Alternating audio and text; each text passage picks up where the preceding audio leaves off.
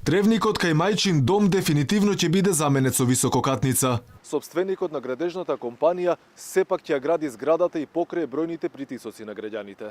Од компанијата ЗСФ-ком вела дека општината не им понудила соодветна парцела која може да ја компензира вредноста на оваа. Ветуваа дека ќе засадат 150 големи дрвја за да го ублажат еколошкиот ефект. Баравме соодветно решение да најдеме некаде друга локација со приближно иста вредност, но за жал за краток период не можеме да најдеме толку, зашто во Скопје да најдеш локација што е приближно иста вредност со ова нашата локација е многу тешко, бидејќи сите имат некои имотно-правни проблеми и така на така.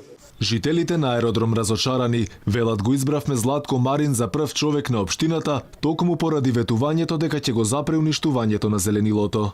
Не треба да се гради тука, баш во оваа населба да се загади уште. Ќе се угуши ли просторот со новата градба? Како нема да се угуши? Ќе се угуши. Овде не треба да постои зграда, бар висока 9 ката. Ако требало да биде нешто, би требало во склоп на мајчин дом, ако требало да биде со таа висина, а не 9 ката. Може да замислите 9 катница кога ќе биде колку станари ќе има. Ќе се угуши просторот според. Нема Па провев ни за движење, Па ни за провев движење. нема да има. Провев нема да има, многу јасно.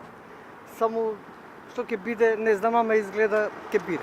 Градоначалникот Златко Марин пред изборите вети дека ќе запре изградбата на објект кај мајчин дом, но кога дојде на власт не направи ништо, па градежните работи започнаа. Дури откако жителите излегоа на протест, стави мораториум од 15 дена во кој требаше да се најде решение. На крајот зградата сепак ќе се гради.